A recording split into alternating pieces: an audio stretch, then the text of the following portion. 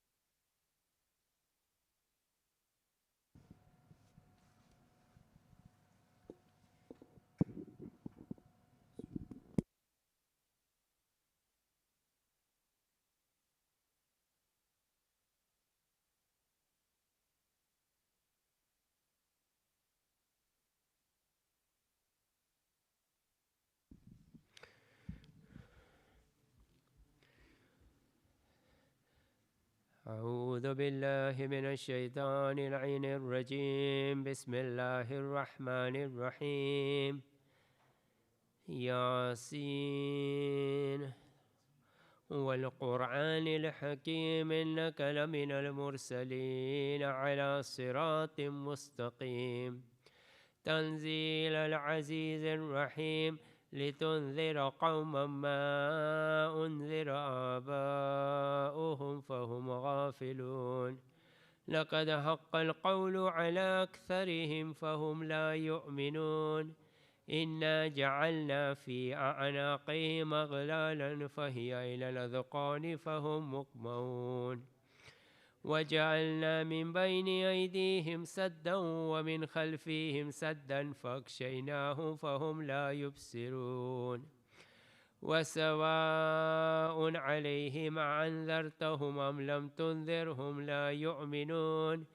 إنما تنذر من اتبع الذكر وخشي الرحمن بالغيب فبشره بمغفرة وأجر كريم. إنا نحن نحيي الموتى ونكتب ما قدموا وآثارهم وكل شيء أحصيناه في إمام مبين.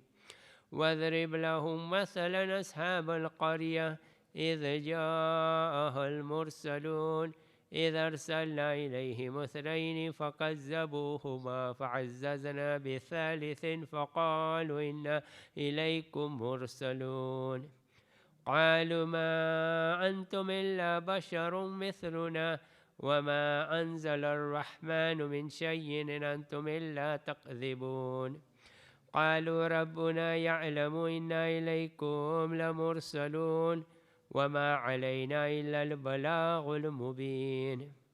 قالوا إنا تطيرنا بكم لئن لم تنتهوا لنرجمنكم وليمسنكم منا عذاب عليم. قالوا طائركم معكم أئن ذكرتم بل أنتم قوم مسرفون. وجاء من أقصى المدينة رجل يسعى قال يا قوم اتبعوا المرسلين اتبعوا من لا يسألكم أجرا وهم مهتدون. وما لي لا أعبد الذي فطرني وإليه ترجعون.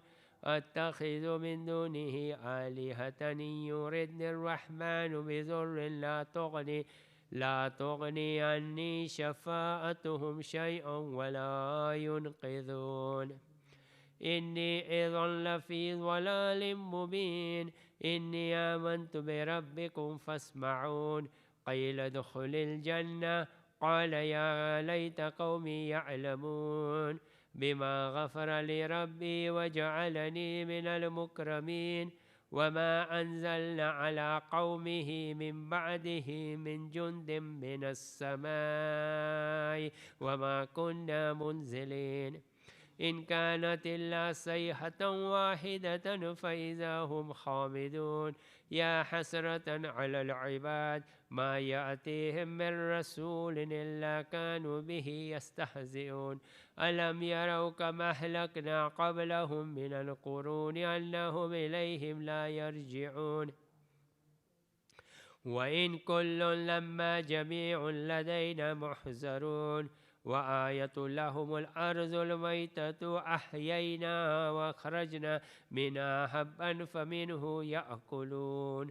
وجعلنا فيها جنات من نخيل وأعناب وفجرنا فيها من العيون ليأكلوا من ثمره وما عملته أيديهم فلا يشكرون. سبحان الذي خلق الأزواج كلها مما تنبت الأرض ومن أنفسهم ومما لا يعلمون. وآية لهم الليل نسلخ منه النهار فإذا هم مظلمون. والشمس تجري لمستقر لها ذلك تقدير العزيز العليم. والقمر قدرناه منازل حتى أدرك العرجون القديم. لا الشمس ينبغي لها أن تدرك القمر ولا الليل سابق النهار وكل في فلك يسبحون. وآية لهم أنا حملنا ذريتهم في الفلك المشحون وخلقنا لهم من مثله ما يركبون. وإن نشأ نغرقهم فلا صريخ لهم ولا هم ينقذون إلا رحمة منا ومتاعا إلى حين. وإذا قيل لهم اتقوا ما بين أيديكم وما خلفكم لعلكم ترحمون. وما تأتيهم من آية من آيات ربهم إلا كانوا عنها معرضين. وإذا قيل لهم أنفقوا مما رزقكم الله قال الذين كفروا للذين آمنوا أنطعم من لو يشاء الله وأطعمه إن أنتم إلا في ضلال مبين. ويقولون متى هذا الوعد إن كنتم صادقين. ما ينظرون إلا صيحة واحدة تأخذهم وهم يخصمون فلا يستطيعون توصية ولا إلى أهلهم يرجعون. ونفخ في الصور فإذا هم من الأجداث إلى ربهم ينسلون. قالوا يا ويلنا من بعثنا من مرقدنا هذا ما وعد الرحمن وصدق المرسلون. إن كانت إلا صيحة واحدة فإذا هم جميع لدينا محضرون. فاليوم لا تظلم نفس شيئا ولا تجزون إلا ما كنتم تعملون.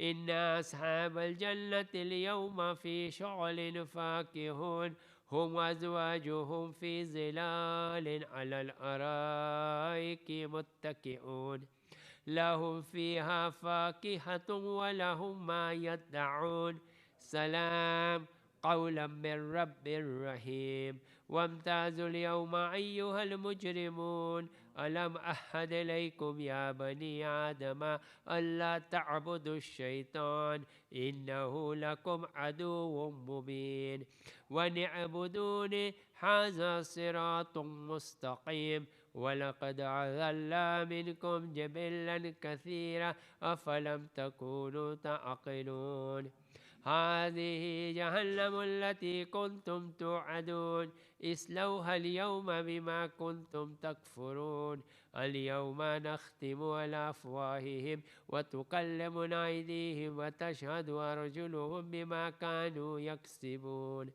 ولو نشاء لطمسنا على أعينهم فاستبقوا الصراط فأنى يبصرون ولو نشاء لمسخناهم على مكانتهم فما استطاعوا مزيا ولا يرجعون ومن نعمره ننكسه في الخلق أفلا يعقلون وما علمناه الشعر وما ينبغي له إن هو إلا ذكر وقرآن مبين لينذر من كان حيا ويحق القول على الكافرين أولم يروا أنا خلقنا لهم مما عملت أيدينا أنعاما فهم لها مالكون وذللناها لهم فمنها ركوبهم ومنها يأكلون ولهم فيها منافع ومشارب أفلا يشكرون واتخذوا من دون الله آلهة لعلهم ينصرون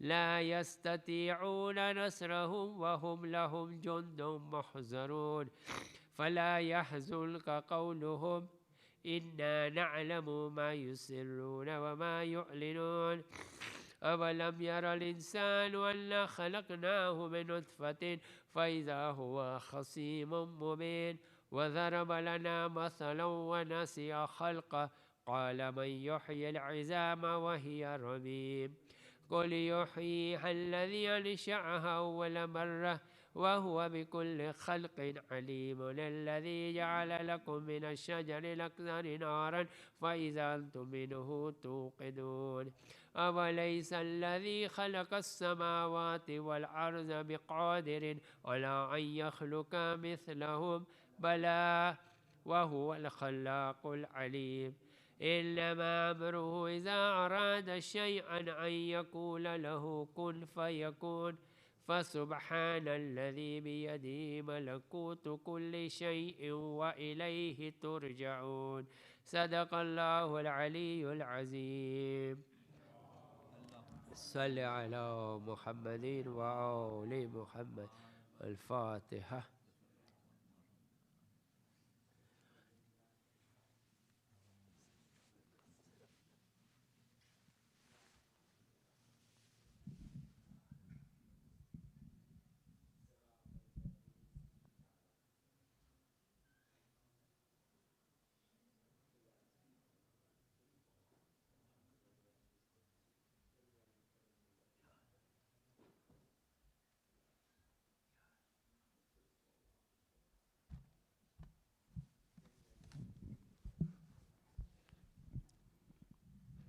بر محمد و آل محمد صلوات.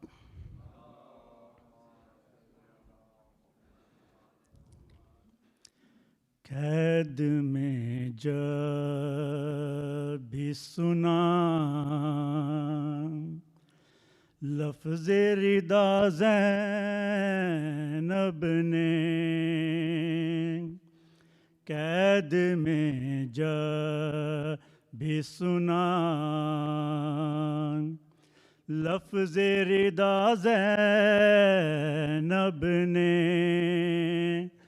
तुमको अब्बास बहुत याद किया ज़ैनब ने, कैद में जब भी सुना लफ्ज़ रिदा ज़ैनब ने, تم کو عباس بہت یاد کیا زینب نے، قید میں جب بھی سنا اپنے پرچم کے پھریرے میں چھپا لو میرا سر، اپنے پرچم کے پھریرے میں چھپا لو میرا سر، دل ہی دل میں یہ کئی بار کہا زینب نے، قید میں جب بھی سنا لفظ ردا زینب نے، بھیڑ ایسی کہ جہاں شمر قدم گھٹتا ہو، بھیڑ ایسی کہ جہاں شمر قدم گھٹتا ہو، کیسے سرننگے وہاں خطبہ دیا زینب نے، قید میں جب بھی سنا لفظ ردا زینب نے،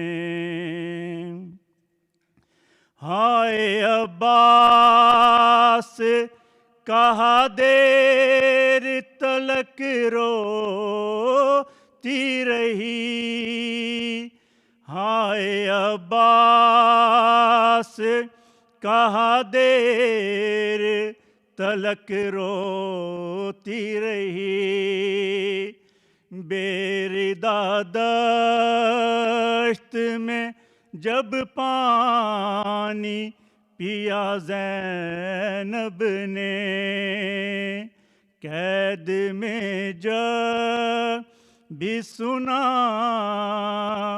لفظ ردا زینب نے، چھیننے والوں کو نیزوں سے ستم کرنا پڑا،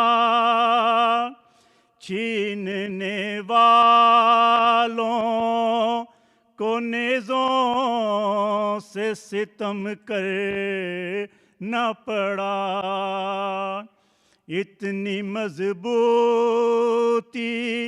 سے تھامی تھی ردا زینب نے، قید میں جب بھی سنا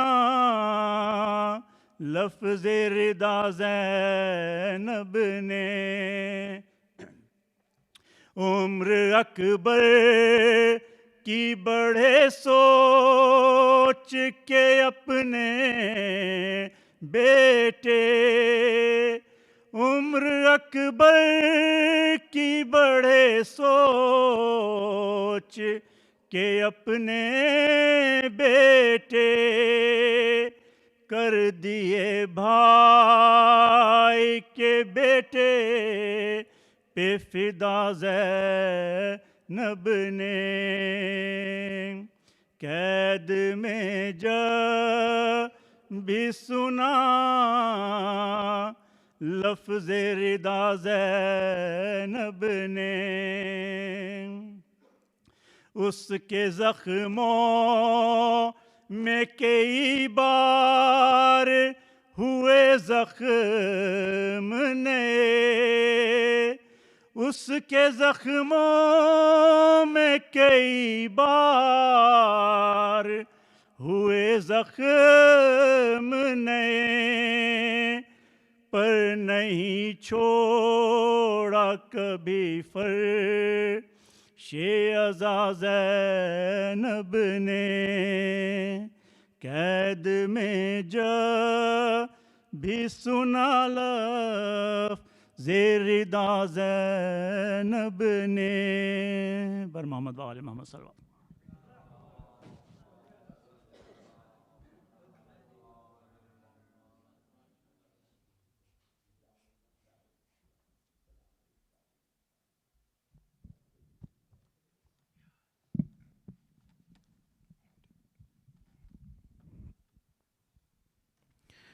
بر محمد و آل محمد صلوات.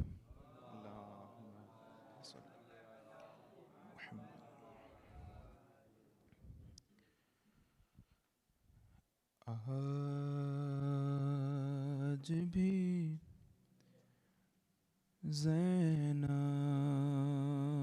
کی آتی ہے صدا بھائی حسین. آج بھی زینب کی آتی ہے صدا بھائی حسین. تیرا چہرہ تیری آنکھیں بھول کب پائی حسین. آج بھی زینب کی آتی ہے صدا بھائی حسین. چلتے ناکے سے گرایا خود کو جلتی ریت پر. چلتے ناکے سے گرایا خود کو جلتی ریت پر. گھٹنیوں کے بل میں تیری لاش تک آئی حسین. آج بھی زینب کی آتی بس میں گھبرائی تھی خنجر تجھ پہ چلتا دیکھ کر. بس میں گھبرائی تھی خنجر تجھ پہ چلتا دیکھ کر. پھر کسی مشکل میں گر کر میں نہ گھبرائی حسین. آج بھی زینب کی آتی کون تھا جو مرنے والوں میں نہیں تھا خوبرو. کون تھا جو مرنے والوں میں نہیں تھا خوبرو. ارے بھولنے بیٹھی تو کس کس کی نہ یاد آئی حسین، آج بھی زینب کی آتی، بہہ رہے تھے آنکھ سے آنسو تیرے رخصت کے وقت، بہہ رہے تھے آنکھ سے آنسو تیرے رخصت کے وقت،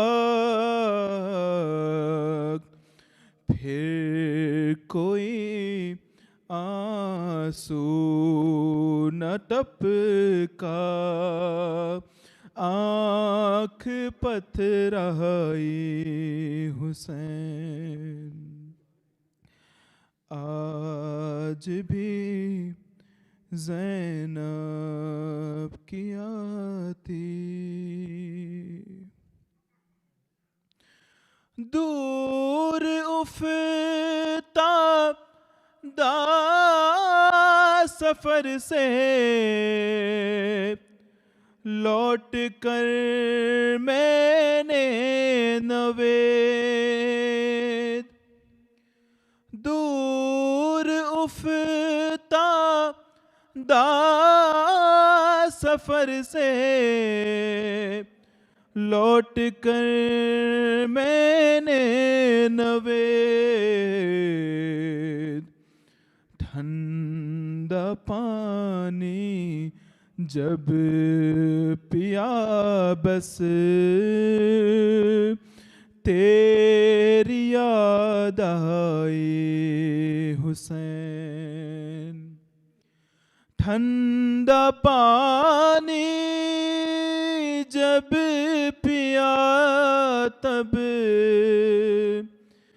تیری یاد آئی حسین، آج بھی زینب کی آتی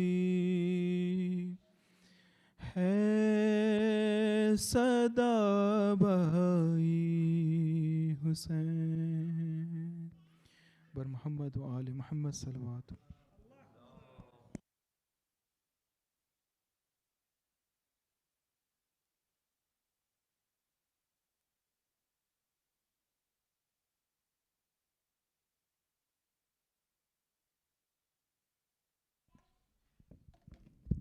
محمد وآل محمد صلوات، اللہم صلی علی محمد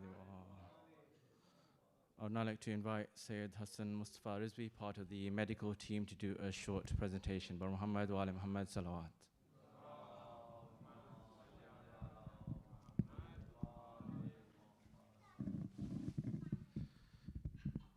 Bismillahirrahmanirrahim. Assalamu alaikum. My name is Dr. Sayyid Hassan Mustafa Rizvi. And first of all, today on this day, I would like to extend my condolences to the Imam of our time and then to all the Mu'mineen on the martyrdom of this great and grand lady. Today, on behalf of the MKSI medical team, I'll be talking to you about an important problem which is prevalent in our society. I am currently the lung cancer and interventional pulmonology fellow with higher specialist training in respiratory and general internal medicine in Glenfield Hospital, University Hospital of Leicester.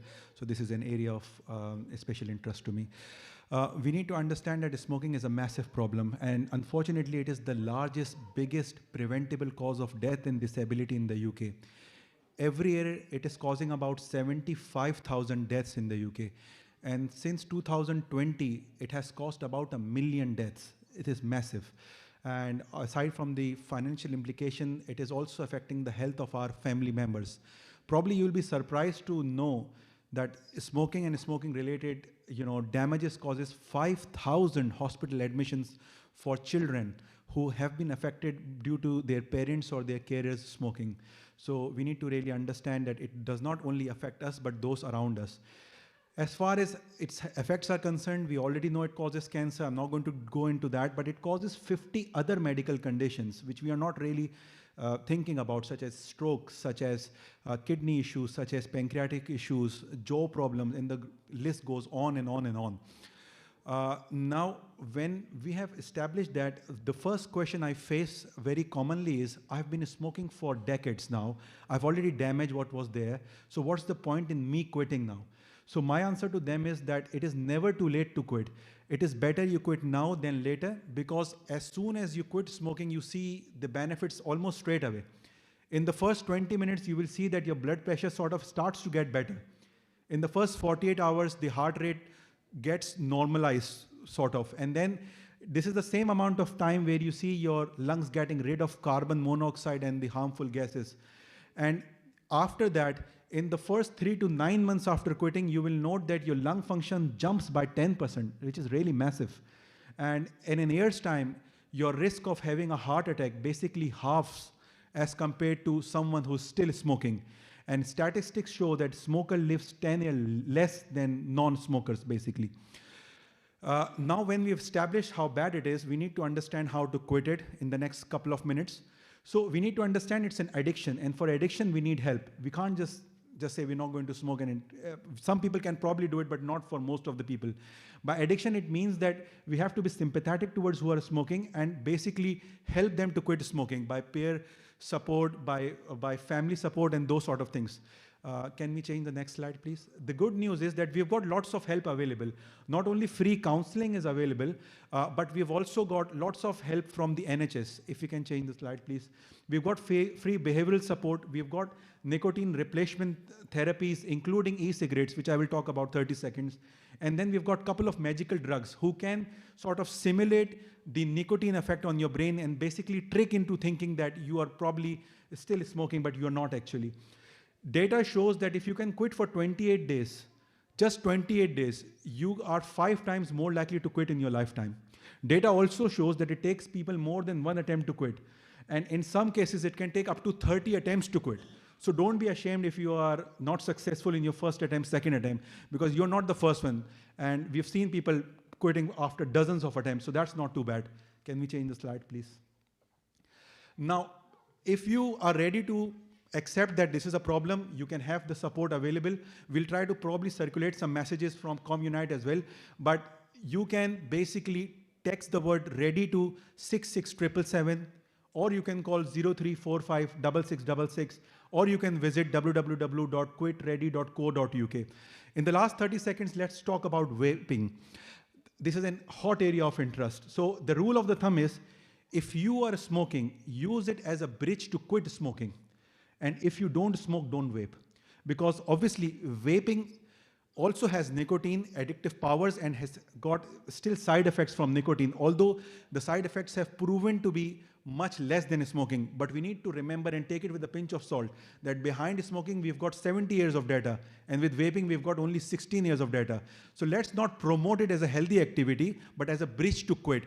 Unfortunately, it's become a fashion in our society. You'll be surprised that Action for Smoking and Health has suggested that in 2025, there were 20% young people between the age of 11 till 17 in the UK who started to vape, which is really alarming. And there were about 15 hospital admissions in 2023 for kids who are 9 years or younger who presented with vaping-related side effects. So inshallah, may Allah help us to overcome this menace and this problem together. Inshallah, we will all help each other to come over it. Salawat bar Muhammad wa ali Muhammad.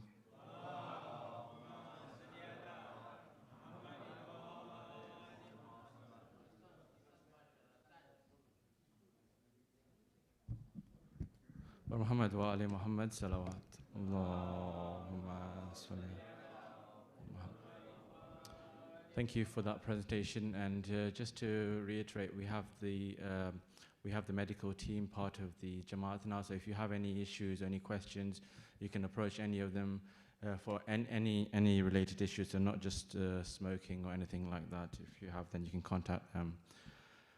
Just a few quick announcements. Firstly, there is ladies Shahadat Majlis tomorrow at 10 a.m. Starting at 10 a.m. So all ladies are requested to attend.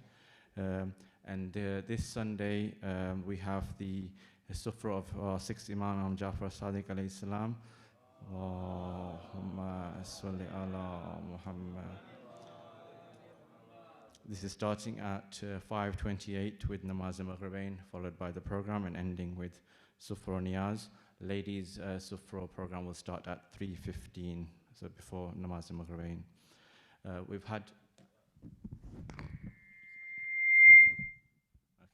I've been notified that the ladies' majlis has been cancelled for tomorrow. So there isn't a ladies' majlis that has been cancelled for tomorrow. Also, we've had a request for reciting 5 times Ammayji before Brother Sabir Rajani from Dar es Salaam, who is going to have undergo a surgery tomorrow. Please request to remember him in our du'as tomorrow. And if you can recite 5 times Ammayji before his successful operation and quick and complete recovery. Bismillahir Rahmanir Rahim. Amma yujibul mudtarra iza wa yakshifu su. Amma yujibul mustarra iza wa yakshifu su. أما يجيب المضطر إذا دعا ويكشف السوء أما يجيب المضطر إذا ويكشف السوء أما يجيب المضطر إذا دعا ويكشف السوء اللهم صل على محمد فاتحة شفاء مرضى بسم الله الرحمن الرحيم.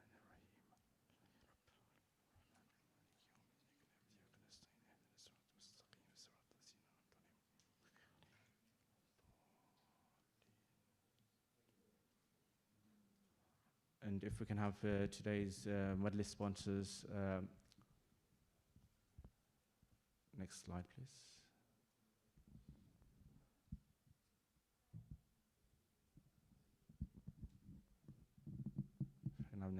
Next slide, please. Okay, today's majlis is sponsored for the Isale Sawab of the following marhumin: Marhum Ali Akbar Hussain Haji Kareem and family, and marhumin of Muhammad Sadiq Kanji and family. Please recite Surah Fatiha for these marhumin and all our marhumin. Al-Fatiha. Alhamdulillahi Rabbil Alameen Ar-Rahman Ar-Rahim Maliki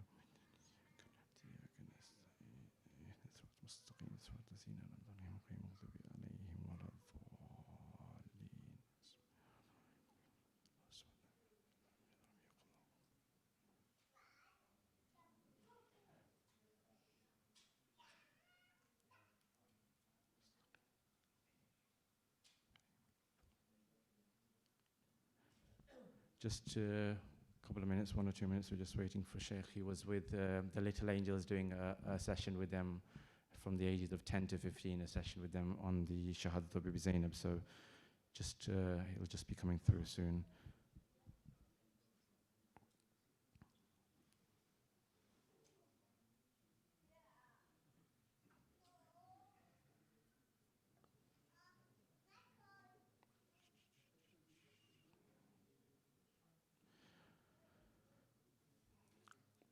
Do some reminder announcements. So the Little Angels are having a program this Friday for the boys. They are having a program which is they are going laser tag. The program is, let me just get the details up. This program is starting at 7:20 to 9 p.m. This Friday, the 9th of January, for boys between the ages of 10 and 15. With their male guardian, with their parents. Please register your details on the Communite if your children or yourself, you want to take them as soon as possible. That is this Friday the 9th, so there are limited spaces. Do register as soon as possible. And there is one last announcement. The LSC Spiritual MOT, which was announced on the 13th of Rajab, that's happening again this Friday, starting at 7:30 p.m. So all ladies are requested to attend. Do register for these events on Communite. I would now like to invite Shaykh Shahnawaz to come forward to deliver tonight's majlis. For Muhammad wa ali Muhammad salawat.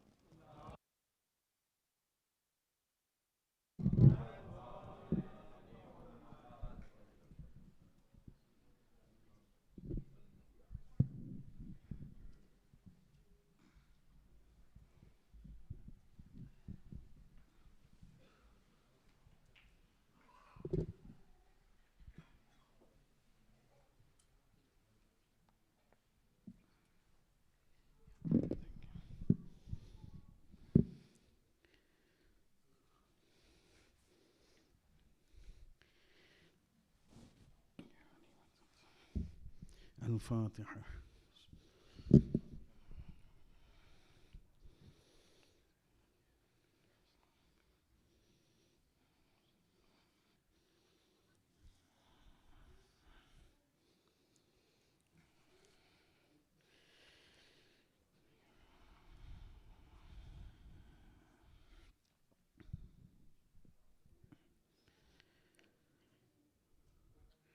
لا حول ولا قوة إلا بالله العلي العظيم.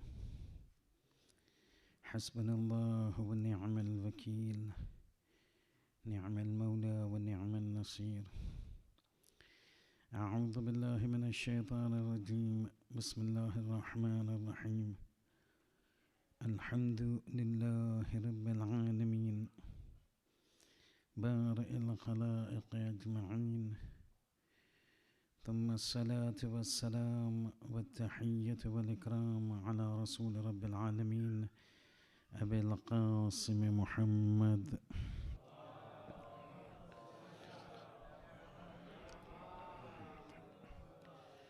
وعلى آله الطيبين الطاهرين المعصومين المظلومين، لا سيما على الإمام المنتظر، ولعنة الله على أعدائهم أجمعين من الآن إلى قيام يوم الدين. أما بعد، فقد قال الله سبحانه وتعالى في كتابه الكريم القرآن الحكيم: بسم الله الرحمن الرحيم. الذين يحشرون على وجوههم إلى جهنم أولئك شر مكانا وأضل سبيلا. صلوات.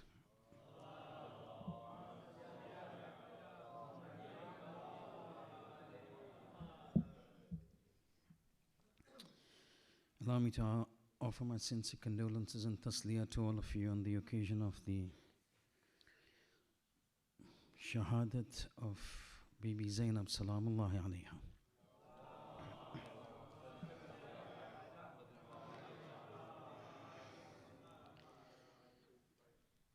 And just as people say when they talk about Hazrat Zahra salamullahi alayha,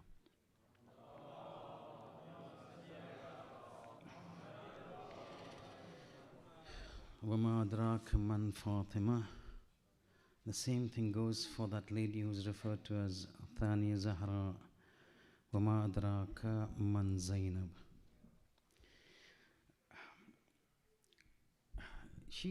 Bibi is a personality, is a shakhsiyah, that when you go to speak about her and when you want to discuss with her, there are numerous things that can be discussed about her. And it becomes at times difficult to pick out what points to mention about her. But today I just want to highlight on something, and the concept has always been this, at least for me. And the concept is always that whenever you sit, if you calculate the number of man hours, the concept is that whenever you go back home, there should be something that you come to know, something that you've not known before, something that you can go home and talk with your kids on the dinner table, in the car. So when you go back home, when you leave this place, let it not go to waste. Take it and pass it on to your kids. Discuss it with them. In the car if possible, on the dinner table possible. It should not be that whatever is heard away is forgotten. You go back, you talk about movies and football and XYZ and XYZ. It's our duty to train our kids.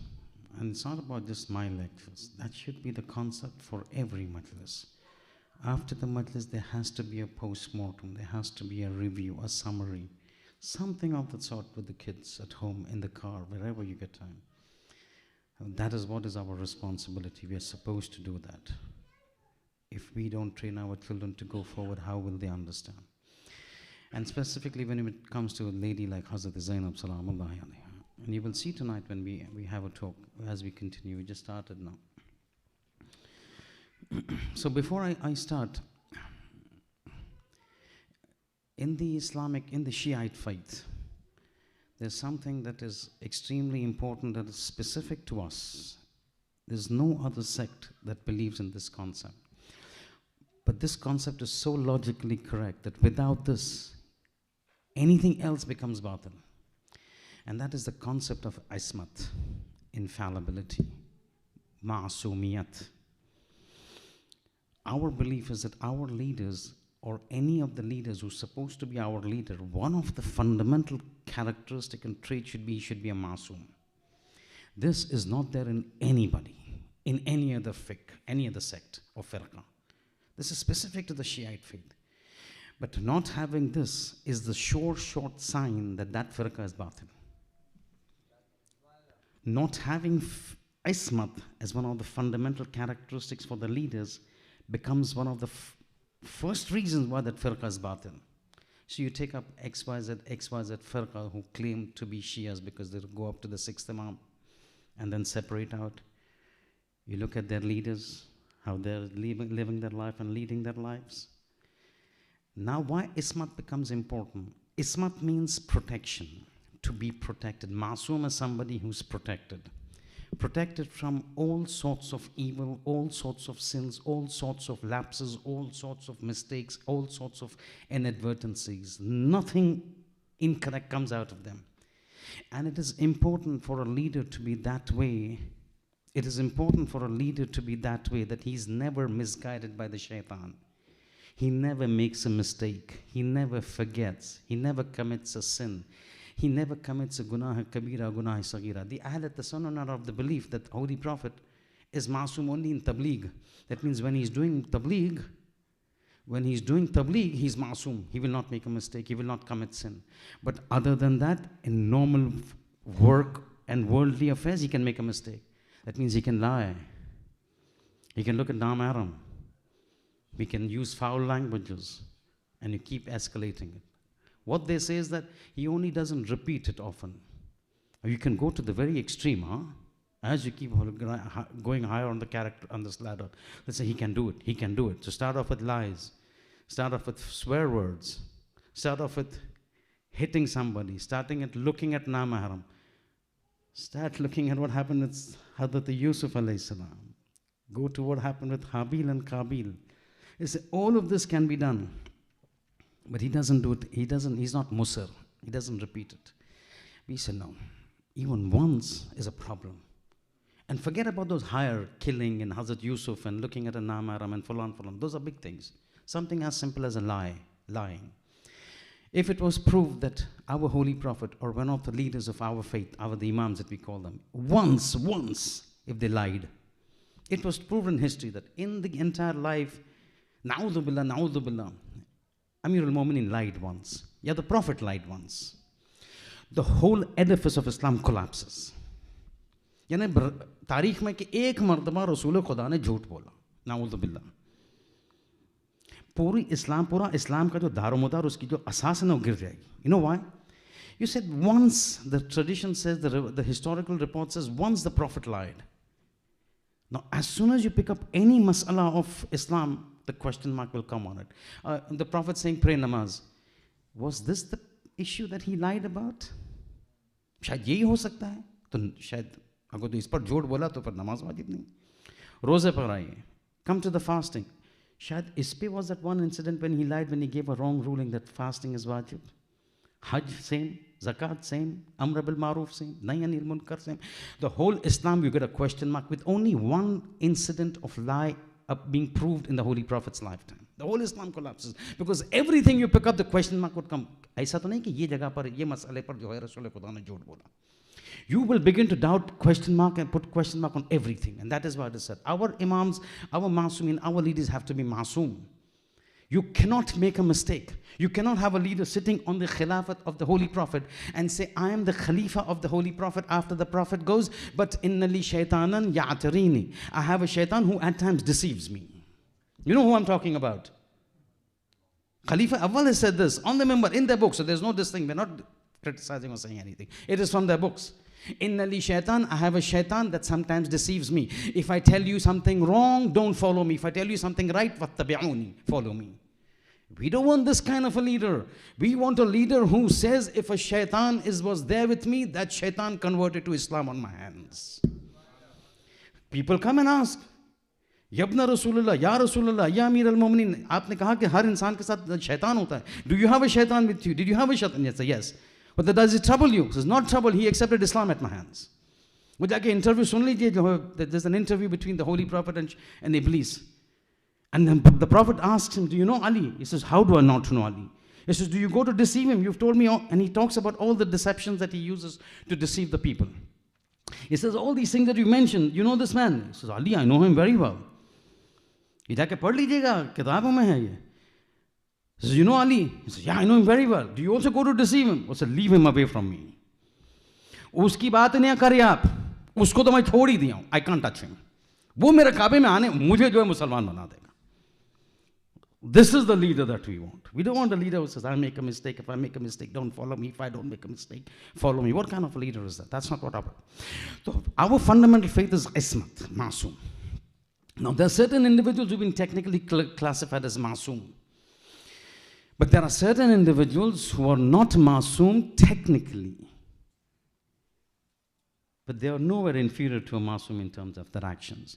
Now, Islam, in the academia, there are two words that are used. They're called shibh masoom, similar to masoom, or in Arabic, they say talitil masoom. Talitil means just like a masoom. सिर्फ वो category जो official category में नहीं आते. But there is nothing that is there in them that is differentiating, that is very different from a masoom. So हर चीज़ तकरीबन वैसी है. And this is what we've got. So we've got those Anbiya and the Masumin, the 14 Masumin. But then the very first individual who comes into the Shibh Masum or the category of Talitil wal Masum. Talitil means just after the Masum, absolutely just like a Masum. One of the most illustrious personality and probably the first person after the technical Masumiyat ends is that of Hazrat Zaynab Salamullah.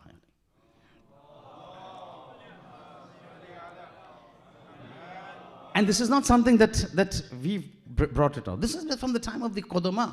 Mutaqaddimin, Mutaqarrimin, Mutaakhirin, the Mutakallimin, they've always been discussing this. When they talk about Aqaid.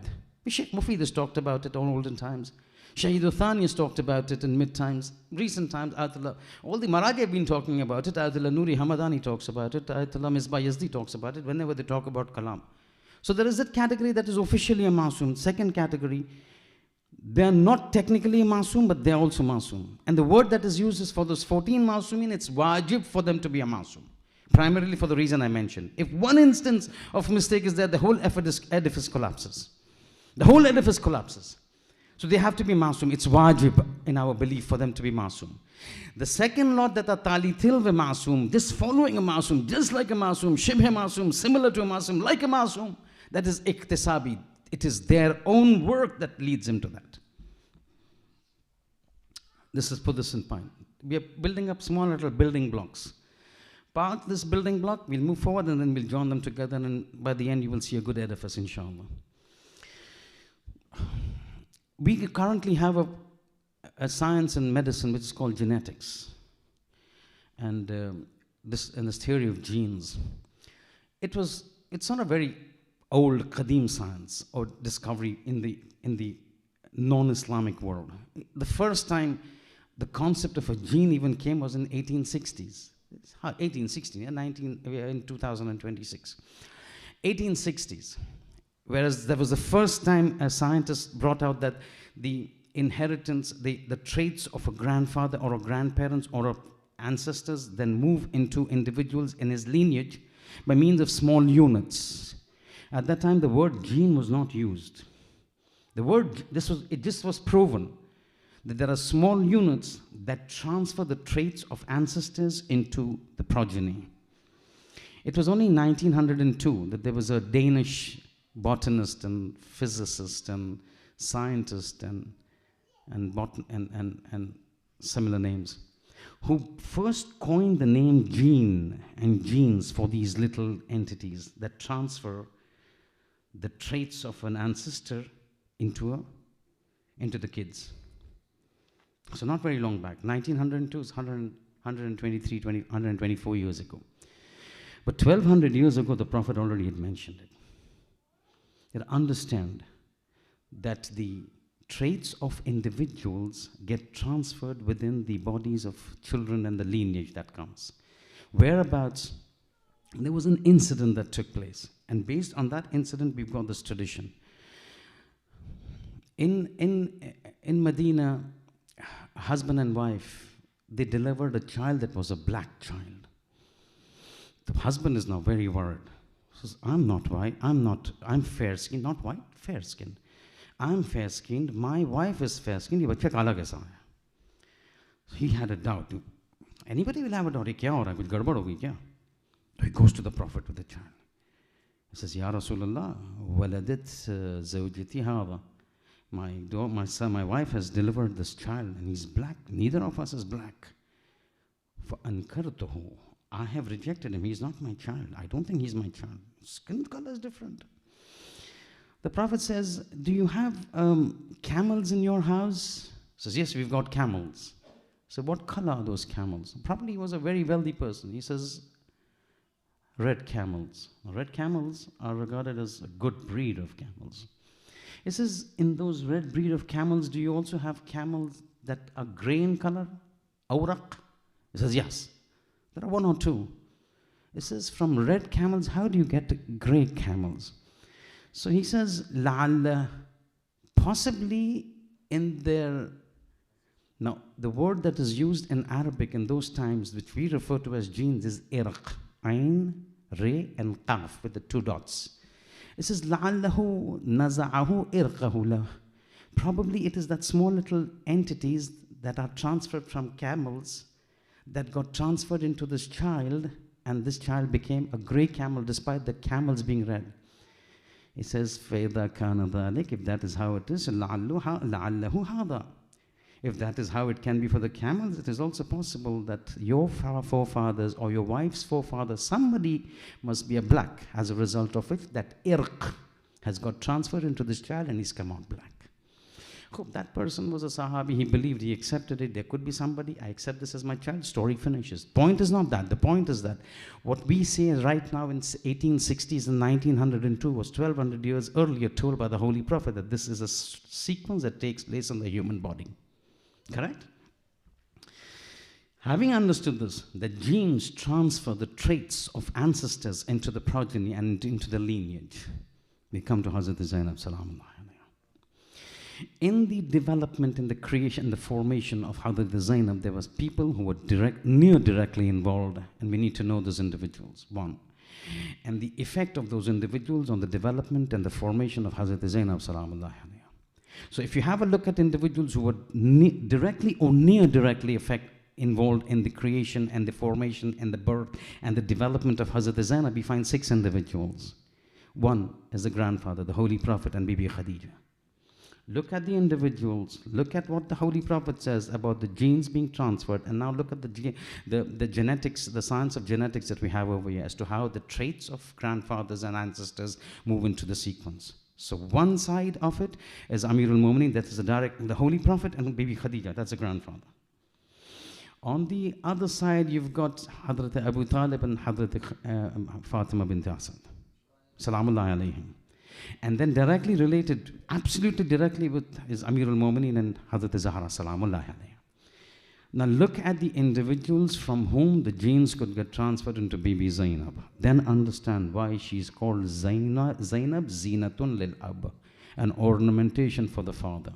Somebody who gets genes from Amirul Mu'mineen and Hazrat Zahra.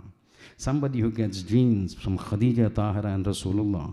Somebody who gets genes from Abu Talib and Hazrat Fatima bint Asad. उनके तो बारे में बात ही नहीं किया ना मैंने तो कहा कि मैं रोक चुका हूँ. बार-बार जब उनका जिक्र आता है, I said I'm going to stop. I'm going to talk about them when we talk about the wafat of Hazrat Abu Talib in Islam. उनके तो बारे में बात ही नहीं किया. वो ईमान बहुत छोटी बात है. आप कौन सी कहाँ अटक गए कि काफिर थे कि मोमिन थे. मोमिन तो बहुत ही छोटी बात है. सुनिएगा वहाँ जाके. फिर आपको references हम बताएंगे. Then you will know what is Abu Talib, what is Fatima bint Asad. But anyway, right now you have these 6 people involved. कौन है ये लोग? But right now we don't have. You just heard about the fadail of Amirul Mu'mineen. You heard the fadail of various imams. Right now we are taking it forward. The forward thing is this, that if it is said that these people played a role, now if these people played a role in the creation, in the formation of Hazrat Zaynab, you forget, we have to remember one thing. We don't forget, we remember. We remember that if these 6 people played a role in the genetics of Bibi Zaynab, she's not the only one on which these people have had a role to play. Because in addition to Bibi Zaynab, these people had a role to play with Imam Hassan and Imam Husayn as well. The same people that we talked about who had a direct or near direct influence on the formation of Bibi Zaynab also had a near direct or indirect or direct influence on the formation of Imam Hassan and Imam Husayn. And for Imam Hassan and Imam Husayn, we know who they are. Sayyid Shabab Ahlil Jannah. But coming from there, why am I stating it? Because in Shab Jummah we always said Ziyarat Waratha. And in Ziyarat Waratha, we keep referring to this aspect of Imam Husayn. And not only it is for Imam Husayn, it is applicable to Imam Hassan, and it is also applicable to Bibi Zaynab. Don't forget it. So whatever you talk about Imam Hassan, Imam Husayn is also applicable to Imam Husayn bi tariq ula. And also applicable to Bibi Zaynab. We forget about that. What do we turn to Imam Husayn in Ziyarat Ashura and say? Ashhadu annaka kunta fil aslab al-shamikha wal arham al-mutahhara. You know what it means? Do we read it? Do we understand the translation? It says, Ashhadu annaka kunta. I swear, I bear witness, I testify. Annaka kunta. You were fil aslab al-sham nuran. You were nur in aslab al-shamikha. Aslab means the loins. Lofty loins. Coming from Hadrat Ismail alayhi salam. The lineage of the Holy Prophet goes to Hadrat Ismail alayhi salam. So all the Anbiya comes from Hadrat Ibrahim alayhi salam, from the 2 sons, Ismail and Ishaq. The entire lineage after Ibrahim alayhi salam is a continuous lineage. All the prophets that come after Ibrahim alayhi salam are related to Hadrat Ibrahim. And from either of his 2 sons, Ismail and Ishaq. All the prophets, minus 1, all the prophets that come after Ibrahim alayhi salam, all the prophets minus 1, after Ibrahim alayhi salam, come from the lineage of Ishaq alayhi salam, Nabi Ishaq. Except one prophet, who's this only one separated out. All the other prophets from Ishaq after Ibrahim, only one prophet after Ibrahim comes from Ismail, that is the Holy Prophet. And from the Holy Prophet, you got Amirul Mu'minin and Imam Zaman alayhi salam. So that entire lineage comes from Ibrahim, Ismail, and goes down. Kabhi mauka mila to hum aapko puri genealogy and history batayenge. What are these individuals? Ye kya hai ye? This is directly related to that Quran that says, وَفَدَيْنَاهُ بِذِبْهٍ عَظِيمٍ. We sacrificed him for that big sacrifice. Kya hai? Wo some other time. Kabhi mauka mila to hum batayenge inshallah. So this is Hazrat Ibrahim and Hazrat Ismail. Now, this is the sequence of the Aslab al-Shamikha. Lofty loins. Ibrahim, a lofty person. Ismail, a lofty person. Hashim, a lofty person. Abdul Muttalib, a lofty person. Abu Talib, a lofty person. Holy Prophet, a lofty person. Amirul Mu'mineen, a lofty person. Fil aslab al-Shamikha wal arham al-mutahhara. And you kept passing from, arham is a womb. Mutahhara means pure womb. You kept passing from womb to womb, to womb to womb, to womb to womb. And not just any ordinary wombs. These are wombs that are pure wombs. This itself shows the butlan of that belief of the Ahl Sunnah. When they say, quite a lot of them they say the father and the mother of the Holy Prophet are kafir, right now they're burning in hell. Na'udhu billah. They are of the opinion that the father of the Holy Prophet, Janab Abdullah, is a kafir. And his mother, Janab Amina, is a kafira. Both of them burning in hell at this time. Quran says, Ziyarat Waratha says, 6th Imam says, it cannot be. If najis hands cannot take part in the viladat of Amirul Mu'mineen, how can najis arham hold a wali of Khuda? You tell me. We just talked about it in viladat of Amirul Mu'mineen in Islam. Allah says to Hazrat Abu Talib, don't get the ladies of Makkah. Najis hands cannot take part in the viladat of my wali. If najis hands cannot take part in the viladat of Ali, how can najis arham and wombs hold a wali of Khuda? It's impossible. So you understand that. If that is applicable to Imam Husayn alayhi salam, that is also applicable to Bibi Zaynab. Because they come from the same lineage. They come from the same arham. They come from the same loins. They come from the same genealogy and lineage. So whatever we talk about Imam Husayn is also for Bibi Zaynab. Having understood that there are so many, if this is the case, that 6 people that have direct influence in the construction, in the viladat, in the birth, in the development of Imam Hassan and Imam Husayn, who are Sayyid Shabab Ahlil Jannah, and who also have the same fil arham al-mutahhara wal aslab al-shamikha, Then Bibi Zaynab is also from the same lineage. So those traits that are there in Imam Husayn al-Islam should also be there in Bibi Zaynab. सही बात है कि नहीं? बराबर बोलूं क्यों? अगर जो एक का रास्तों थे, तो whoever travels that path, फजाइल ने मना के भी एक जैसे, will be the same. If this is the case, then we need to go and find out what it is. But who will be the person to tell us? Who will be that person? Are you going to decide what is a fadail? Am I going to decide what's a fadail? Who will decide? Well, people of the house. In Arabic, we've got a saying which says, Ahlul Bayt adra bima fiha. This Ahlul Bayt is not Ahlul Bayt in Nabiya. Ahlul Bayt means people of a house. When we say Ahlul Bayt salawatullahi wa salamuhu alayhim, we obviously mean Ahlul Bayt Nabi, the Ahlul Bayt of the Holy Prophet. But when you remove the Nabi from the sequence and you just say Ahlul Bayt, means the people of a house. Ahlul Bayt tamara घर ना, Ahlul Bayt तुम्हारा घर में, आपके घर में, सबके घर में. Ahlul Bayt. Ahlul Bayt in Arabic it's a proverb. Ahlul Bayt, the people of a house, adra bima fi. The people of the house know better what is in their house than you and me. वो कहते हैं ना उर्दू में कब्र का हाल मुर्दा जानता है, बस इसी तरह समझ लीजिए कि अहल बैत जो घर के रहने वाले होते हैं ना, अहल, वो घर में क्या होता है ज्यादा जानते हैं. आप मेरे घर में क्या होता है तो नहीं जानेंगे आप, न मैं आप जान सकूं आपके घर में क्या होता है. आप बेहतर जानेंगे अपने घर में क्या होता है, मेरे घर मुझे पता चलेगा मेरे घर में क्या. This is what Quran says. So if you want to find out the status of what is happening in that house, we need to go to the people of that house. If you want to know about Zaynab, you have to go into the Ahl Bayt of the Nubuwwat to find out what is the rank of Zaynab. Baba, we've heard she's just like Imam Hassan, Imam Husayn. The lineage is same, Arham is same, Aslab is the same. So Ya Ahl al-Bayt, tell us the rank of the Zaynab. We are Qasr, what we know. You know better, she's in your house. We don't have time, we can go on. Bibi Zaynab. I'll just pick up a few, looking at the time. I'm already running short. One of the things that is there that the Holy Prophet did with Imam Hassan, with Imam Hussain, did with Bibi Zaynab. What? The nourishment of Imam Hassan, Imam Hussain. 6th Imam is narrated, categorical. There were times when the Prophet would come into the house of Fatima when Hassan and Hussain were born. Between them is just 1 saal ka fark, 1 saal se bhi kam. Young kids, the Prophet would come. Riwayat tell us, 6th Imam is telling us. At that time, who would feed them? Fatima. Who would feed them? Bibi Fatima. But not always. There were times when the Holy Prophet would come into the house of Fatima and says, Fatima, give me Hassan, give me Husayn. Riwayat say, he would take them into the hands. He would ask them to open the mouths. He would take out his tongue. He would put his tongue into the mouth of Hassan. He says, suckle my son. Imam Hassan would suckle the tongue of the Holy Prophet, sucking the saliva. Then he would keep Hassan aside. He would pick up Husayn. He would put his tongue into the mouth of Husayn, and Husayn would suckle, would take the saliva. Then he would take the tongue out. Then he would tell Fatima, Fatima, do not feed them anything because I've already fed them from the tongue and the saliva of Nubuwwat. Riwayat tell us they would not feel hungry for several days after that. Fatima would not feed them. This is one of the meanings when we say Husainu minni wa ana min al-Husayn. This Husainu minni is this. He was nourished, Husayn, from the saliva of the Holy Prophet. Just you heard Imam Hassan, Imam Hussain, exactly the same thing he would do for Hazrat Zaynab. Bi'aynihi. He would, when the child was born, he says, Fatima, give me this daughter. He would take, I'm not even talking about her naming. I don't have time to talk about her naming. How she was named, what happened, what took place, why did he say, what did the Prophet say, what happened, I'll just miss out on what I want to say.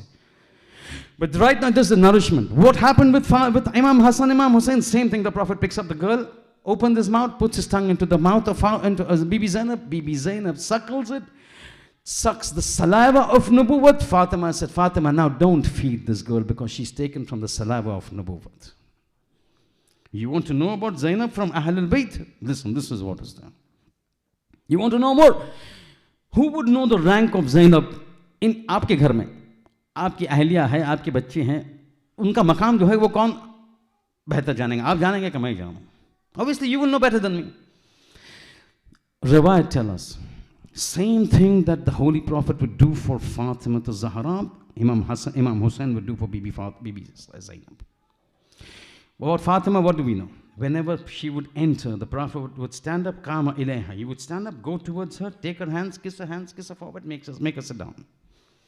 Every time, Riwayat tell us, Fatima, Bibi Zaynab would come into the house of Imam Husayn after the marriage. Whenever she, ghar mein to ghar hi hai, but when she goes out. Then when she's coming after marriage, every time she would come up, she would enter the house and Imam Husayn, if he's sitting, he will stand up. This is Husayn. This is Husayn who's standing up for Zaynab. Tell me the rank of Zaynab now, that she was an ordinary woman.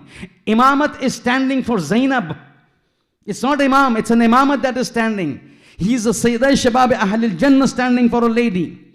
You want to hear more? Rawayat tell us one day Imam Husayn was reading the Quran. Quran से बढ़कर क्या चीज़ है हमारे इस्लाम में? आप कुरान को निकाल दें, हमारा इस्लाम खत्म हो जाएगा. Imam is reciting the Quran. Door opens. Zaynab comes. Zaynab sees Imam is reciting the Quran. Quran, Imam जो है वो कुरान पढ़ रहा है. You understand what Imam Quran means? Inna lil Qur'ane batnun. Inna lil Qur'ane batnan. Quran का एक बातिन है. वले batne ही batnun. और वो बातिन का एक बातिन है. That batin has another batin. Ila sabatu abtun. 7 batins. हर बातिन के अंदर एक बातिन, हर बातिन के अंदर एक बातिन, हर बातिन के अंदर एक बातिन. जब इमाम पढ़ता है तो तमाम बुतून को देखता है. He's always going into the batins of all the ayat. He's looking at every meaning that God has got. Because when he's reading the Quran, he's looking at Lawh Mahfuz. This is the Imam reading the Quran. Bibi Zaynab comes. Riwayat tells us, as soon as Bibi Zaynab comes, he looks up. We've been told when the Quran is beside it, فَاسْتَمِعُوا لَهُ وَأَنْسِتُوا وَإِذَا قُرِئَ الْقُرْآنِ فَاسْتَمِعُوا لَهُ وَأَنْسِتُوا. When Quran is being recited, listen to it and keep quiet. Your Husayn is reciting. Imam Husayn, the Hujjat of God, is reciting the Quran. Every verse he's looking at Lawh Mahfuz and looking at the meanings. Zaynab comes. Riwayat tells us, he closes the Quran, stands up out of respect for Bibi Zaynab. अब इससे बढ़कर मैं क्या बताऊं आपको? इससे बढ़कर क्या बताऊं? Ahlul Bayt adra bima fi. Ahlul Bayt know the members of the ranks of the members more than anybody else. ये तो इमाम हसन की बात हुई. इमाम हुसैन के बारे में बात करें. ये इमाम हुसैन की बात हुई, इमाम हसन के बारे में.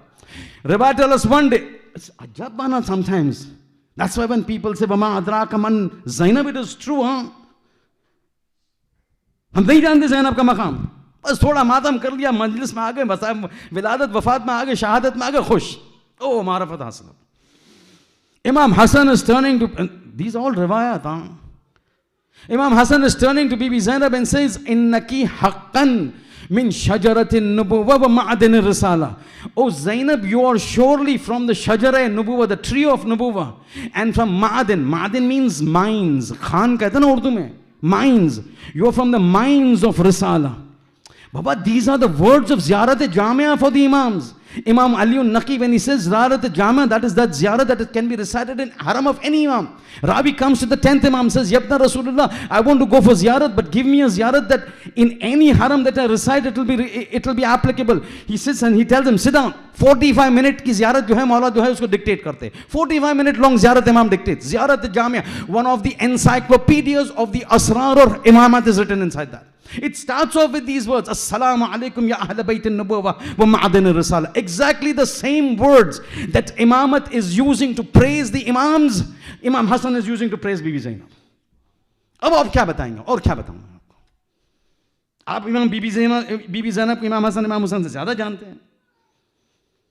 Those same words that are used to address the imams in any haram, the very first words are being used by Imam Hassan for Bibi Zaynab. क्या ममा अदराक मन Zaynab? What do you know who Zaynab is? What do I know who Zaynab is? That use not for you, that use for me. You're sitting on the member and you're talking, you don't know what you're talking. Because all that we are doing is transferring messages from them. That's what they told us, and that's our responsibility. वो तो क़यामत के दिन पता चलेगा ज़ैनब का मकाम क्या है. But having seen this, I will give you a couple of examples. How in that house, having come from that lineage with those people who were involved in her formation, which were ditto and similar to those involved in the formation of Imam Hassan, Imam Husayn, how the similarity continues. अब तो मैं बस शुरुआत ही किया मैं. I'm not talking about all the similarities. वक्त ही नहीं है गुजर. देखिए अब 15 मिनट बाकी है. अब तो शुरू किया. I'm just scratching the surface. अब कैसे पढ़ा जाए? You know, on the day of Ashura, there is that incident we were talking outside. Who was that? I think Hassan was there or somebody else. I think Hassan was there. We were sitting outside, we were talking. The talk came about jinn. We talked about Zafar jinn. You know Zafar jinn, who is he? According to certain narration, this Zafar jinn was a leader of the jinn who came into Karbala on the day of Ashura to Imam Husayn. He said, Yabna Rasulullah, look at your state. You're 72 people. Those are 30,000. They're going to massacre you. They're going to kill you. If you want help, we are there. The humans don't understand your rank. We understand your rank. हम आपकी मदद करेंगे. We will help you. I will bring my entire cadre of jinn for your help. Just give the order. Imam looks at him and says, Zafar, what are you talking? You take us to be we are the powerhouses of God. The world, the universe has been placed at our disposal. You're telling me this? Your jinn is going to help me. He says, Zafar, look on top.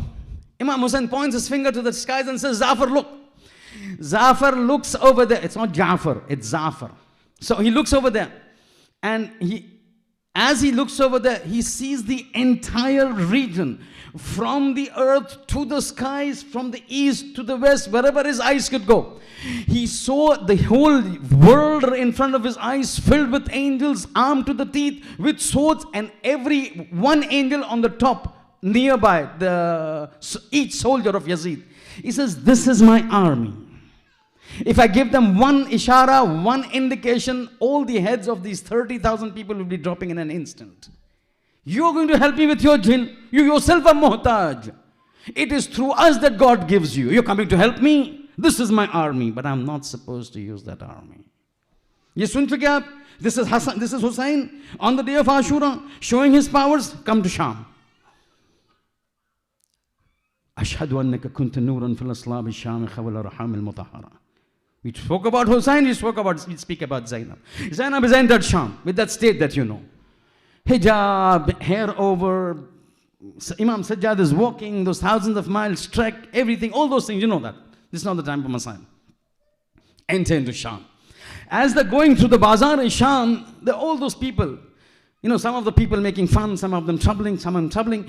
Usme se ek Shia tha, ek muhib tha. One of them was a muhib of the Ahlul Bayt. He sees the state, he sees the head of Imam Husayn, he sees Imam Sajjad, he sees the lady's eyes begin to come out. He says, I tried to get close to Imam Sajjad. I couldn't. Because the people were, the soldiers were around him. I couldn't get to him. I said, let me see who I can get close to. He said, I happened to get close to Bibi Zaynab. When I was there with Bibi Zaynab, eyes staring down, I turned to Bibi and say, Ya Sayyidati. Oh my master lady. You've got the power of the world. Oh, you have been chosen by God. You're the chosen people of God. And this state, I can't bear to see the state in a state of captivity, in a state of asiri, in a state of humiliation, in a state of disgrace and being insulted by these people. I can't bear it. I can't bear it. How did this happen and how can you allow this to happen? The same thing that Imam Husayn did. He says, you think we are helpless? We are not helpless. We have given an oath to God that we are fulfilling. There's a promise of God that we are fulfilling. We've been told by the Prophet and we are fulfilling his commands. He says, you want to see what we can do? She did the same thing. The Sharikatul Husayn. That same saliva that suckled Imam Husayn, the same saliva suckled Zaynab. She points to the skies and says, look over there. And the same thing that Imam Husayn showed, Bibi Zaynab showed. From east to west, from the earth to the skies, filled with angels, armed to the tooth. He says, these are our junood. These are our army. We can finish these people off. What do you think we are? We are not helpless. We are not helpless. But we have a certain duty to fulfill. There are imtihan for everybody. Your imtihan is different, our imtihan is different. Our imtihan is according to our level. Your imtihan is according to your level. This is our imtihan. We can do this. This is our army. The thing that Imam Husayn showed, Bibi Zaynab showed. This is what? This is power of taqween. This is power of taqween. Same thing goes with the imamats. Imamat of anybody. Zaynab is found to be sharik. Is found to be a partner. One of the important things about an imam is his ilm, yeah? You know that incident about Imam Jawad? Imam Jawad is still small. He's very small. He's playing onto the streets. At that time, Mamun comes. Now there are two instances. I'm narrating the second one because both took place. He says, you're the son of Rida, yes? I says, yes, Ana ibn Rida. I'm the son of Rida. In his hand, and this is found everywhere, Madinatul Ma'ajiz, Muntahal Amal, numerous books. In his hand, he took from his pocket, he took out something in his hand. And he says, you claim yourself to be the Hujjaj of God and the Hujjats of God. Tell me, Yabna Rida, what is there in my hands? This now 7, 8-year-old boy looks at Mamun and says, Mamun, I will tell you what is in your hands. Allah by His qudrat and His power created the universe. In the universe, He spread the mountains, along the mountains, and He spread the waters in the rivers and the seas. In the seas, by His qudrat, He created numerous species of water-based animals. One of them are fishes. There are small fishes and big fishes. These small fishes, when they're swimming, they come to the surface. At that time, one king has a falcon that is a hunting falcon. That hunting falcon comes and picks up one fish in his beak, and he comes and gives it to the king. That king takes the fish, puts it in his pocket. Then when that king comes standing face to face with me, he puts his hand into his pocket, takes out the fish and tells me what is in my hand. What do you want me to tell you, Mamun? We will tell you the start of the universe. We will tell you what is happening up to in after Qiyamah, during Qiyamah, after Jannat, after Jahannam. We are the treasure houses of the ilm of God. You're testing me. I will give the whole lineage of this fish of where it came from. This is imamat. About the ilm, I will tell you one similar thing. This is Sharikatul Imamat, Sharikatul Husayn. It's not the Sharikatul Husayn, it's Sharikatul Imamah. We come from the same family. So you heard the Imam, the ilm of Imam Jawad alayhi salam. Look at Zaynab. Bas, uske baad we finish off. One incident that you will see now, and I'm giving you the references, I will read it out to you, so that you understand how things place so differently in real life. Yeah. You remember the time when Imam Husayn is killed. And when Imam Husayn is killed, there was a time when Imam Sajjad is now looking at the father, looking at his state, seeing himself very sick, seeing he couldn't help his father. He looks at the body of his father, the trampled body, or the body of the father, killed, beheaded, no head on the body. And it is as if his life, he was about to die. Rawat tell us, top masad mein bhi sunte. He's about to die. You've heard it so many times. When Bibi Zaynab is looking at Imam Sajjad, he says, this can't happen because Imamat needs to continue. I have to intervene. I have to step in. So she steps over and she says something. She says something in 61 Hijri that we see coming together in 2025 and 2026. What does she say? To divert the attention of Imam Sajjad, she says, Mali araka tajud binafsika ya baqiyat jaddi wa abi wa ikhwati. Why do I see you that you're about to die? Oh, the remnants, oh, the residue of my grandfather and my father and my brother. The lineage of continuation. The person who's continuing the lineage. Mali araka. Why is it I'm seeing you tajud binafsik? You're about to die. Then I will read it out to you what she says, to understand, so that you know, yeah, okay, what we are saying and what Bibi said at that time. Why am I saying this? Because this ilm of imamat, she was not left bereft of it. She was part of that ilm. And I'm reading this out because these are the words that Tariq has mentioned and reported in by Shaykh Saduq, by Shaykh Mufid, by Bihar al-Anwar, by you name it. This is what she said. What does she say? It says, Mali araka tajud binafsika ya baqiyat jaddi wa abi wa ikhwati. Why do I see you that you're about to die? Oh, the residue of my brother or my father and my jad, my Rasulullah. Then she turns to him and says, and listen what she says. You need to listen to this. She says, Ya Sajjad, la yajza'annaka ma tara. Don't let what you... This is not for Sajjad. This is for people like you and me. Sajjad doesn't need to know this.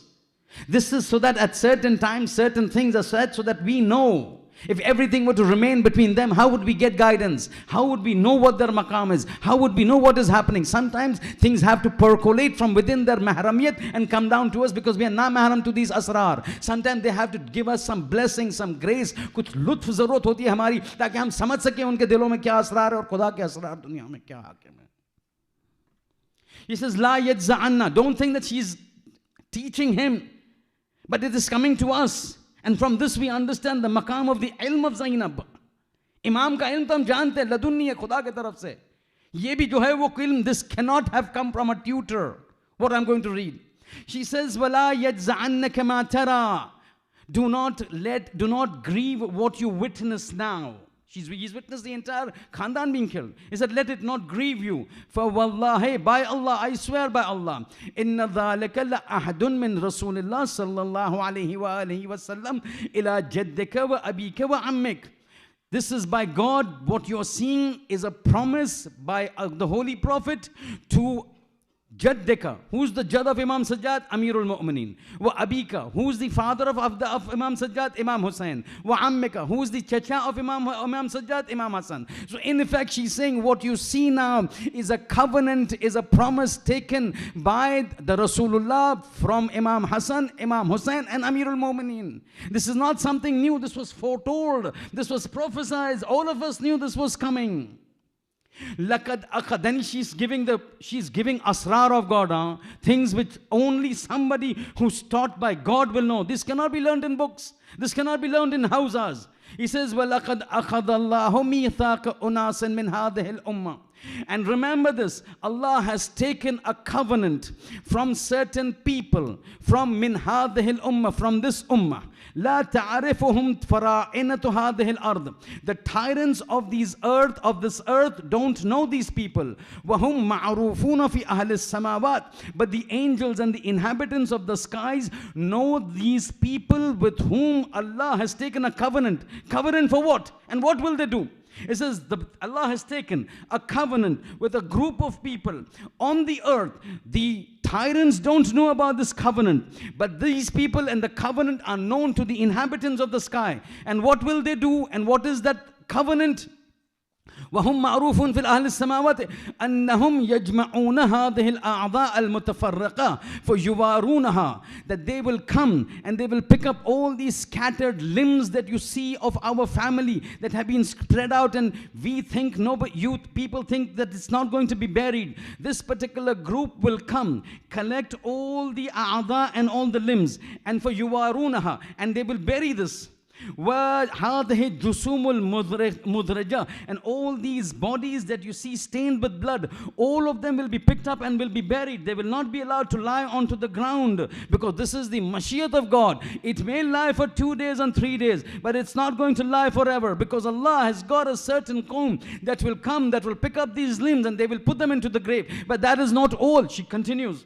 She says, وَقَدْ وَيُنْسِبُونَ لِهَذَا الطَّفْ عَلَمًا لِقَبْرِ أَبِيكَ Sayyid al-Shuhada alayhi salam. And when they have buried these bodies and the limbs, these people will place a landmark at the place of the burial of your father, Sayyid al-Shuhada.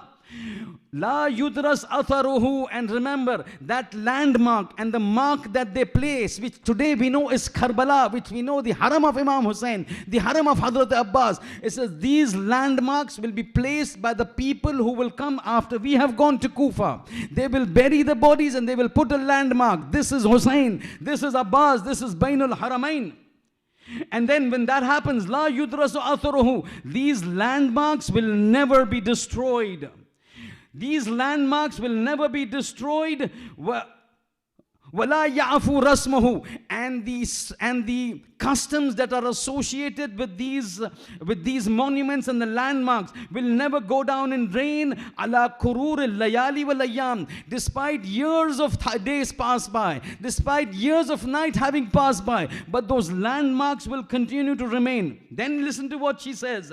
He says, لَيَجْتَهِدَنَّ أَئِمَّةُ الْكُفْرِ وَأَشْيَاءُ الضَّلَالَةِ فِي مَحْوِهِ وَتَثْمِيسِهِ. And despite the fact that after those landmarks are placed by those people who will bury the bodies and they've gone, tyrants will come one after the other with the intention of destroying the landmarks, means breaking down the haram of Abbas alayhi salam, breaking down the haram of Imam Husayn alayhi salam.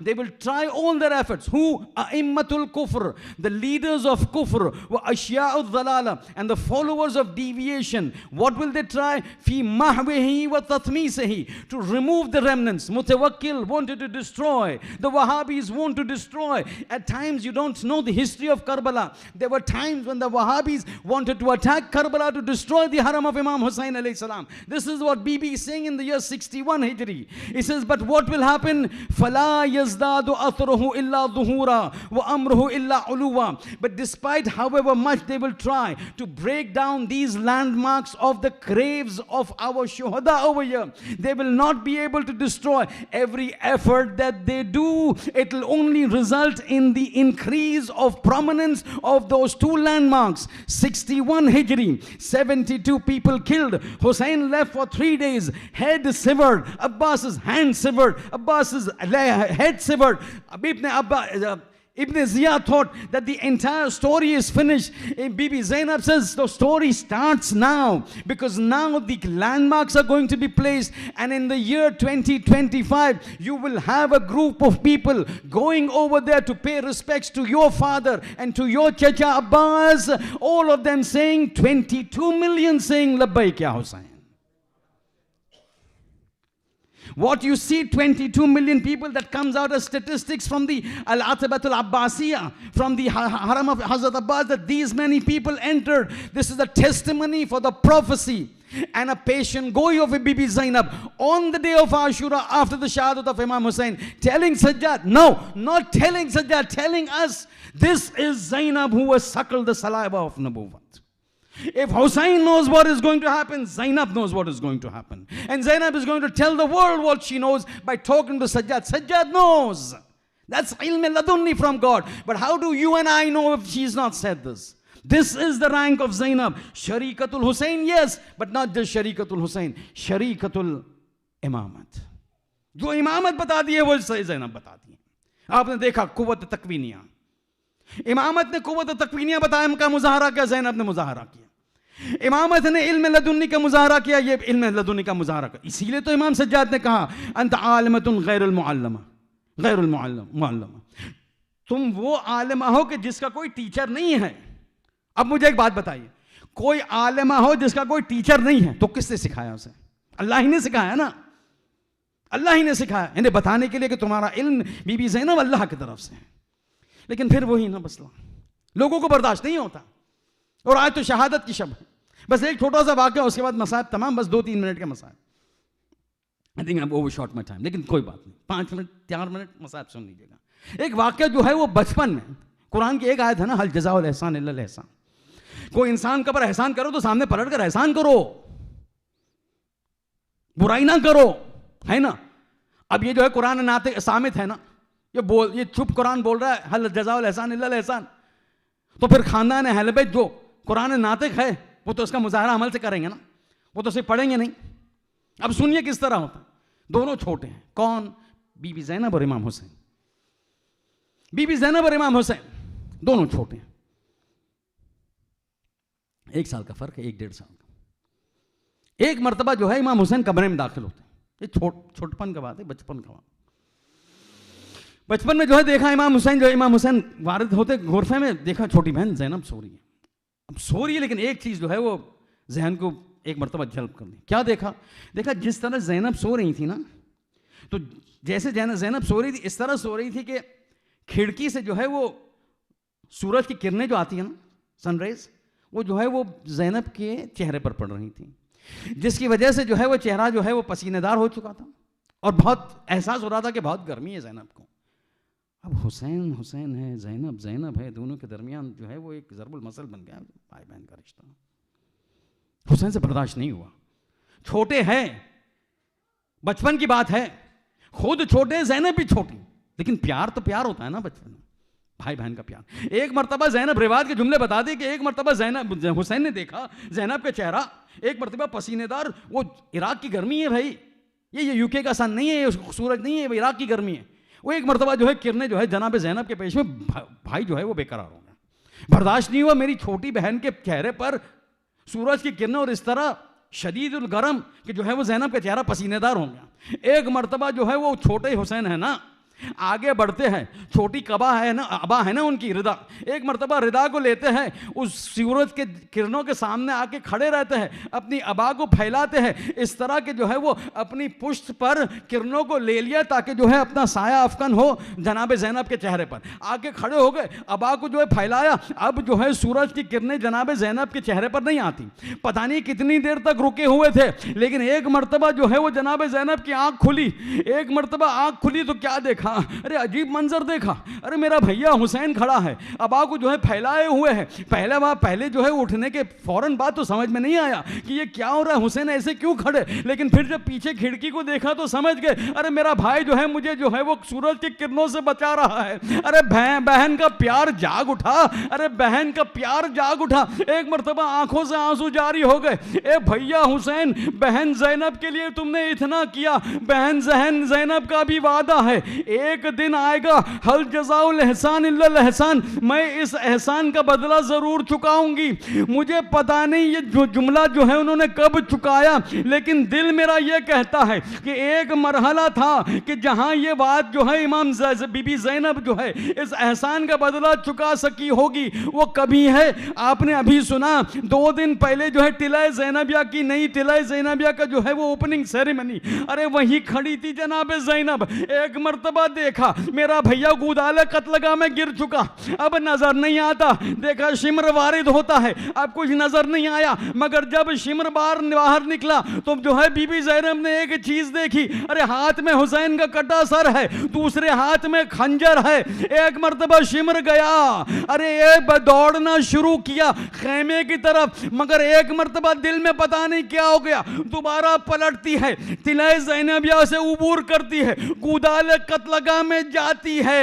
ارے وہاں دیکھا, ارے میرا ماجایا بے سر کا لاشا. پہلے تو ایک جملہ کہا, انت اخی, اے میرے اے انسان, کیا تو ہی میرا بھائی ہے. ارے ایسی حالت تو میں نے تیری کبھی نہ دیکھی. لیکن اس وقت جو ہے سورج اپنے شباب میں تھا, میرا دل کہتا ہے ہو نہ ہو یہ وہی مقام تھا. ارے اپنے ابا کو چادر کو لیا ہوگا اپنے بھائی کے سر پر اور جسم پر, سر تو کٹا جا چکا, ارے جسم پر رکھا ہوگا. اے بھیا حسین, ارے مدینے کا واقعہ, آج زینب آئی ہے احسان بدلا چکانے.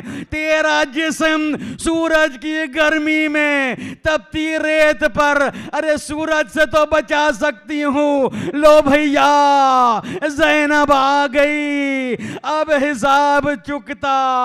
ہائے میرا بھائی, ماتم شروع ہوا. ارے بہن شروع کیا, واہ محمدہ, واہ علیہ, واہ جدہ, میرا بھائی مارا گیا.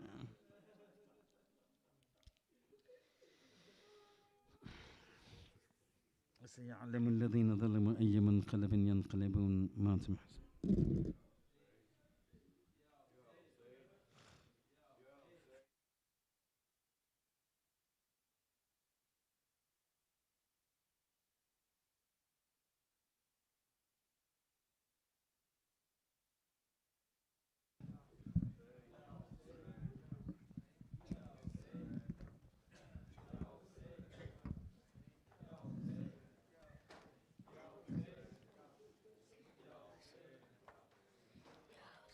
یا حسین یا حسین یا حسین یا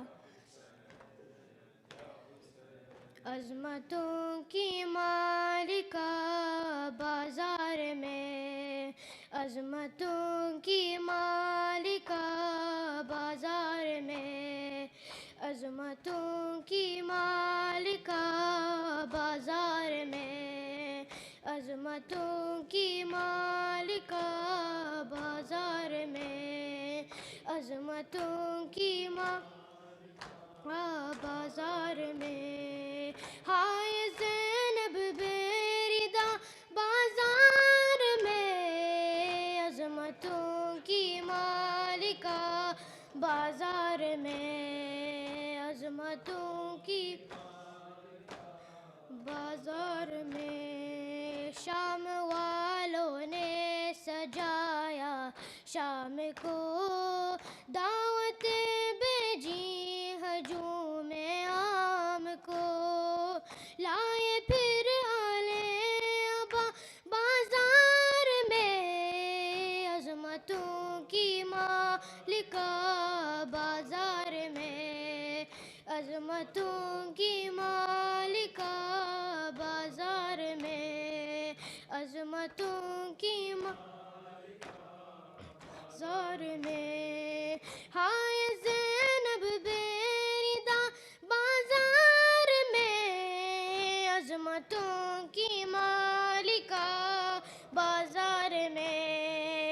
عظمتوں کی مالکہ بازار میں ایک خطبہ آپ نے ایسا پڑھا ایک صحابی پیٹ کر کہتا رہا آ گئے کیا مرتضیٰ بازار میں عظمتوں کی مالکہ بازار میں عظمتوں کی مالکہ بازار میں ہائے زینب بیدہ بازار میں عظمتوں کی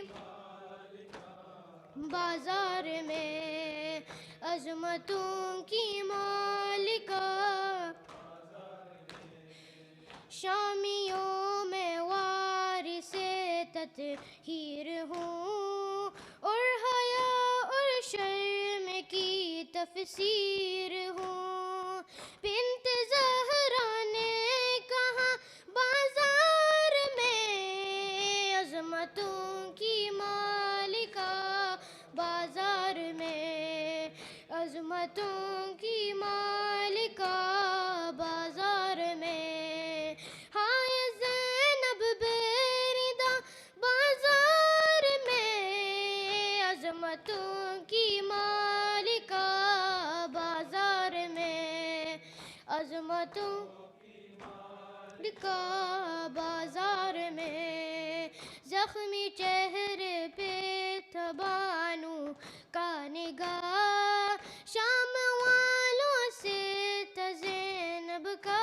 خطاب رو رہی تھی حلدہ بازار میں عظمتوں کی مالکہ بازار میں عظمتوں کی مالکہ بازار میں ہائے زینب بیردہ بازار میں عظمتوں کی مالکہ بازار میں عظمتوں کی مالکہ بازار میں سر کے خون میں تر ہے جس کی اب جبی در حقیقت شامیوں زینب نہیں آ رہی ہے فاطمہ بازار میں عظمتوں کی مالکہ بازار میں عظمتوں کی مالکہ بازار میں ہائے زینب بیردہ بازار میں عظمتوں کی مالکہ بازار میں عظمتوں کی مالکہ بازار میں یا حسین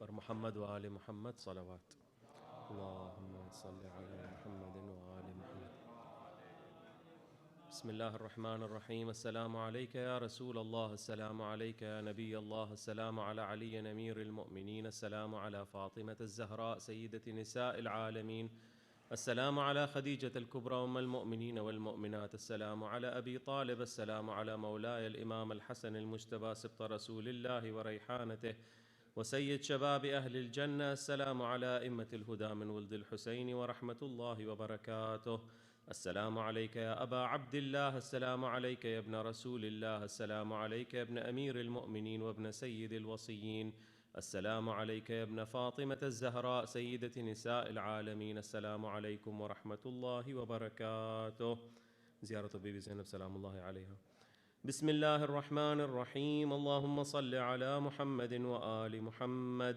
السلام عليك يا بنت رسول الله السلام عليك يا بنت نبي الله السلام عليك يا بنت محمد المصطفى السلام عليك يا بنت ولي الله السلام عليك يا بنت علي المرتضى سيد الأوصياء والصديقين السلام عليك يا بنت فاطمة الزهراء سيدة نساء العالمين السلام عليك يا أخت الحسن والحسين سيدي شباب أهل الجنة أجمعين. السلام عليك أيتها السيدة الزكية. السلام عليك أيتها الداعية الخفية. السلام عليك أيتها التقية النقية. السلام عليك أيتها الراضية المرضية. السلام عليك أيتها العالمة الغير المعلمة. السلام عليك أيتها الفهيمة الغير المفهمة. السلام عليك أيتها المظلومة. السلام عليك أيتها المهمومة. السلام عليك أيتها المغمومة. السلام عليك أيتها الصديقة.